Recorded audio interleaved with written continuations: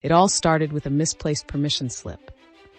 Mrs. Davison, a veteran third-grade teacher with a heart of gold and a spine of steel, had a reputation for her unwavering dedication. She'd spent years nurturing young minds, fostering creativity, and patiently guiding her students through the complexities of long division and the wonders of reading. But today, something felt different. A storm was brewing, not in the sky, but in the heart of a parent whose child's forgotten permission slip had sent a ripple of anxiety through her perfectly planned afternoon. Little did she know, this seemingly minor oversight would unleash a force of nature she hadn't anticipated. The air in the classroom crackled with an unspoken tension, a premonition of the conflict to come.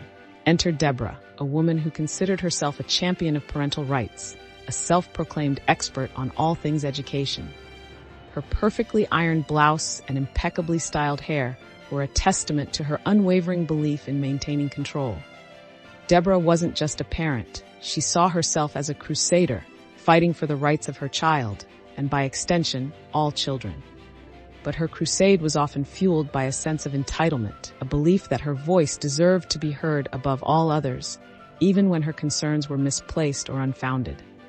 This was the woman who was about to challenge Mrs. Davison's authority and test her patience. The quiet hum of the school hallways suddenly felt charged with anticipation. The meeting was terse. Deborah, armed with a folder overflowing with what she deemed evidence, launched into a tirade about the missing permission slip, painting a picture of negligence and incompetence. Mrs. Davison, a seasoned professional, remained calm, attempting to explain the school's procedures and the child's overall positive progress. But Deborah was unwavering, her voice rising in volume and pitch, her words laced with thinly veiled accusations. The serene classroom environment was shattered, replaced by a palpable tension that hung heavy in the air. The other students, initially engaged in their tasks, were now captivated by this unexpected drama unfolding before them. Deborah's anger escalated. The issue was no longer about a single permission slip. It was a matter of principle. She felt that Mrs. Davison was personally attacking her parenting skills, questioning her dedication to her child's well-being. The conversation devolved into a battle of wills, each woman entrenched in her position. Mrs. Davison's patience, usually boundless, was beginning to fray. The quiet determination in her eyes was slowly being replaced by a flicker of defiance. This was no longer a simple misunderstanding. It was a clash of personalities, a showdown between two strong women.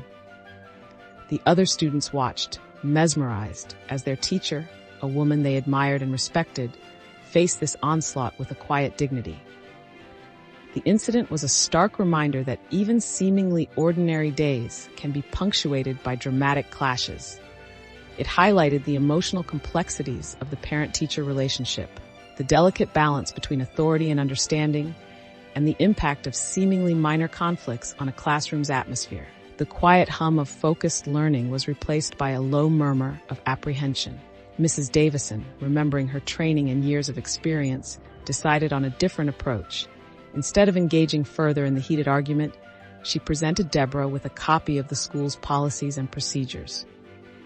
It was a measured response, a calculated move to de-escalate the situation.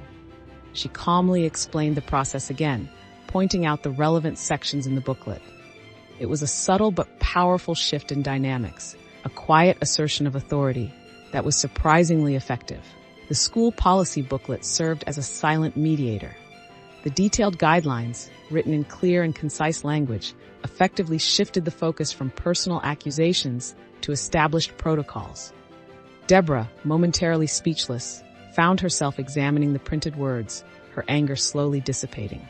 The meticulous organization and clear explanations in the booklet had a calming effect, a surprising antidote to her frustration. With the tension eased, a calmer conversation ensued. Mrs. Davison, displaying empathy and understanding, listened to Deborah's concerns, clarifying any misunderstandings. Deborah, in turn, acknowledged her overreaction and apologized for her behavior.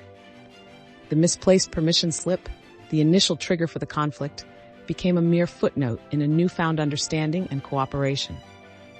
The storm had passed. The classroom, once filled with tension and apprehension, was again filled with the quiet hum of focused learning. The incident served as an unexpected lesson for both Mrs. Davison and Deborah, a reminder of the importance of communication, empathy, and the occasional need for a well-placed school policy booklet to act as a mediator in the sometimes tumultuous world of parent-teacher relationships. The experience, though initially stressful, reinforced Mrs. Davison's unwavering commitment to her students and her profession. It was a reminder that amidst the daily challenges, the small victories, the quiet moments of understanding are what truly matter. It underscored the profound impact of one person's ability to diffuse a potentially explosive situation and transform a battle of wills into a moment of mutual respect and understanding. The apple on her desk, half eaten but still inviting, seemed a symbol of the sweet taste of resolution.